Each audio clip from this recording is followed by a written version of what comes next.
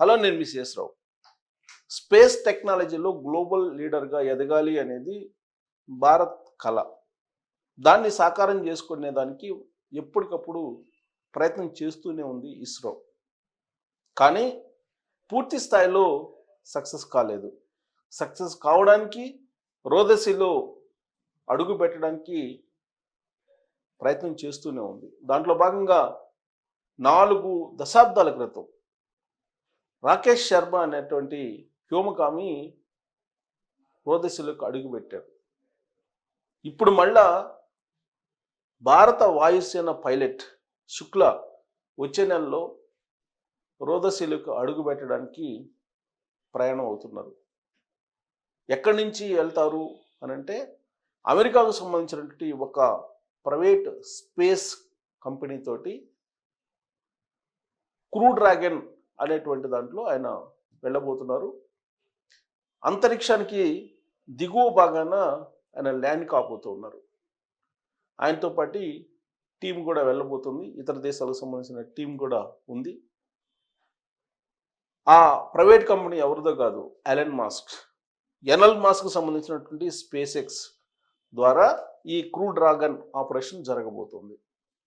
సునీత విలియమ్స్ని ఈ మధ్యకాలంలోనే ఈ space X తీసుకొచ్చింది. డ్రాగన్ అక్కడికి పంపిస్తే డ్రాగన్ ద్వారా తీసుకొచ్చారు.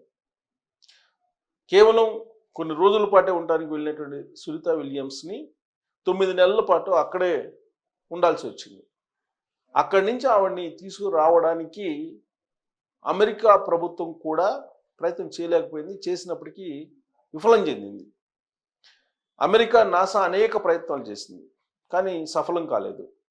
కానీ space X CEO, space X owner Elon Musk ఒక ఛాలెంజింగ్గా తీసుకొని అమెరికా ఎన్నికల సందర్భంగా ఇచ్చినటువంటి హామీ మేరకు సునీత విలియమ్స్ని డ్రాగన్ని పంపించి స్పేస్ ఎక్స్ డ్రాగన్ని పంపించి తీసుకురాగలిగారు భూమి మీదకి అంతరిక్షం నుంచి. ఇప్పుడు క్రూ డ్రాగన్ని పంపిస్తూ ఉన్నారు. అంతరిక్షానికి దిగువ భాగాన అది ల్యాండ్ కాబోతుంది. దాంట్లో ఆ గ్రూపులో మన దేశానికి సంబంధించినటువంటి, మన వాయుసేనకు సంబంధించినటువంటి పైలట్ ఉన్నారు. ఇది రాబోయేటువంటి రోజుల్లో మనకి స్పేస్లోకి అడుగుపెట్టడానికి, స్పేస్లో మనం లీడర్ కావడానికి ఉపయోగపడేటువంటి ఒక ప్రయోగం. సో కాబట్టి దీన్ని ఒక ఛాలెంజింగ్గా భారత ప్రభుత్వం కూడా తీసుకుంటుంది. దానికి సంబంధించినటువంటి సంచలనమైనటువంటి, అలాగే భారతదేశానికి గర్వించదగినటువంటి న్యూస్ మనం చూపిస్తాను. ఈయనే శుక్లా, ఇతనే వెళ్ళబోతూ ఉన్నారు అంతరిక్షంలోకి. సో అంతరిక్షంలోకి వెళ్తున్నటువంటి ఆ న్యూస్ మనం చూస్తాం. ISSకు భారత వ్యోమగామి యాక్సియం 4 మిషన్లో భాగంగా మేలో వెళ్ళనున్న pilot Shubhanshu Shukla. Axiom 4 mission, దాని పేరు యాక్సియం 4 మిషన్ అనే దాన్ని పేరు పెట్టారు. రాకేష్ శర్మ తర్వాత ఓ భారతీయుడు రోదసిలోకి వెళ్ళడం ఇదే తొలిసారి. భారత వాయుసేన pilot group captain Shubhanshu Shukla వచ్చే నెలలో అంతర్జాతీయ అంతరిక్ష కేంద్రానికి వెళ్ళనున్నారు. భారత అంతరిక్ష పరిశోధన సంస్థ ఇస్రో ప్రాజెక్టులను శుక్రవారం ఇక్కడ సమీక్షించినటువంటి కేంద్ర మంత్రి జితేంద్ర సింగ్ ఈ విషయాన్ని వెల్లడించారు.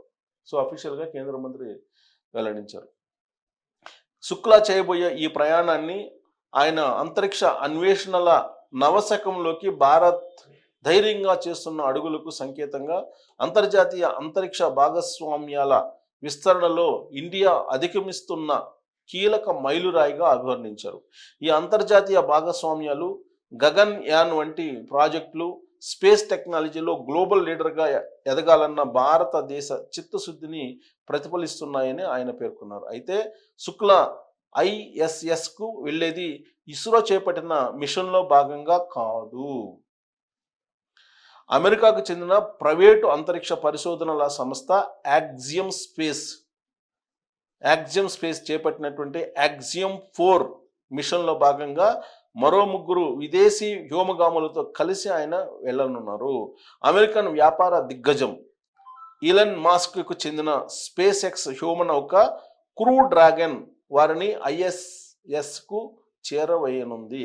సో ఈ క్రూ డ్రాగన్ అనేటువంటి వాహకం ద్వారా వాళ్ళు స్పేస్లోకి అడుగు పెట్టబోతున్నారు. యాక్సియం అనేటువంటి సంస్థ ఈ ఆపరేషన్ని యాక్సియం 4 అనేటువంటి పేరుతోటి చేస్తుంది. దాంట్లో ఇప్పుడు మన శుభాంశు శుక్లా వెళ్ళబోతున్నారు. ఫ్లోరిడాలోని కెనడీ స్పేస్ సెంటర్ నుంచి స్పేస్ ఎక్స్ ఫాల్కన్ 9 రాకెట్ ద్వారా క్రూ డ్రాగన్ను దిగువ భూకక్షలోకి ప్రవేశపెడతారు. So SpaceX Falcon 9 rocket, ఈ రాకెట్ అనమాట, ఇది తీసుకెళ్తుంది ఏది క్రూ డ్రాగన్. ఈ క్రూ డ్రాగన్ అనేది భూకక్షలోకి ప్రవేశపెడతారు. దిగువ భూకక్ష ఉంది, దానికి దిగువన ప్రవేశపెడతారు. అమెరికన్ హ్యోమగామి నాసాకు చెందిన పెగ్గీ వాట్సన్ కమాండర్గా ఉండే ఈ మిషన్లో శుక్లా పైలట్గా వ్యవహరిస్తారు. సో ఈయన అమెరికాకు చెందిన హ్యోమగామి, ఈయన పెగ్గీ వాట్సన్ కమాండర్గా ఉంటే మన శుక్లా పైలట్గా వ్యవహరిస్తారు. వీరితో పాటు పోలాండ్కి చెందిన స్వావోష్ ఊజ్నై, అలాగే హంగరీకి చెందిన టైబోర్ కాపు వెళ్ళనున్నారు. అంటే 4 వెళ్తారు. ఆయా దేశాల నుంచి రోదసీలోకి వెళ్ళనున్న తొలి హ్యోమగాములు వారే కావడం విశేషం. సో వీళ్ళు తొలి హ్యోమగాములు ఆ దేశాల్లో. మనకు అంతకుముందు రాకేష్ వెళ్ళారు. అలాగే రోదసి నుంచి భారతదేశం ఎలా కనపడుతుందని అడిగితే సారే జహాసే అచ్చా అంటూ తొలి భారతీయ హ్యోమగామి రాకేష్ శర్మ జవాబిచ్చిన 4 దశాబ్దాల తర్వాత మరో భారతీయుడు అంతరిక్షంలోకి వెళ్ళడం ఇదే తొలిసారి. ఈ మిషన్లో భాగంగా వారు 2 వారాల పాటు ఐఎస్ఎస్లోనే ఉంటారు. అంటే అంతరిక్షంలో ఉంటారు. వీళ్ళు రోదసిలో ఉంటారు 4 వారాల పాటు. అంటే 2 వారాల పాటు ఉంటారు. అంటే 15 రోజులు ఉంటారు. శుక్లా ఈ 2 వారాలు అక్కడ పలు ప్రయోగాలు చేయనున్నారు. శుక్లా నేపథ్యం ఏంటి, అసలు ఎవరు ఈ శుక్లా, శుభాంశు శుక్లా ఎవరు అని అంటే, శుభాంశు శుక్లా 1985లో యూపీలోని లక్నోలో జన్మించారు. 2006 జూన్లో ఇండియన్ ఎయిర్ ఫోర్స్ పైలట్ వింగ్లో చేరారు. SU-30, MKI, MiG-21, MiG-29, jaguar, hack, Dornier, AN-32 సహా పలు రకాల విమానాలను 2000 గంటల పాటు నడిపి అపార అనుభవాన్ని గడించారు. 2024 నాటికి గ్రూప్ కెప్టెన్ స్థాయికి చేరుకున్నారు. సో ప్రస్తుతం గ్రూప్ కెప్టెన్ అయిన తన కెరీర్లో ఎన్నో అవార్డులు పథకాలు సాధించిన శుక్లాకు 2019లో ఇస్రో నుంచి పిలుపు వచ్చింది. దరిమిలా ఆయన మాస్కోలోని యూరీ గగారిన్ కాస్మోనాట్ ట్రైనింగ్ సెంటర్లో హ్యోమగామి శిక్షణ పొందారు. ఇస్రో ప్రతిష్టాత్మకంగా చేపట్టిన మానవ రహిత అంతరిక్ష యాత్ర గగన్ యాన్కు ఆయన్ను హ్యోమగామిగా ఎంపిక చేసినట్టు ప్రధాని మోదీ 2024 ఫిబ్రవరి 27న ప్రకటించారు.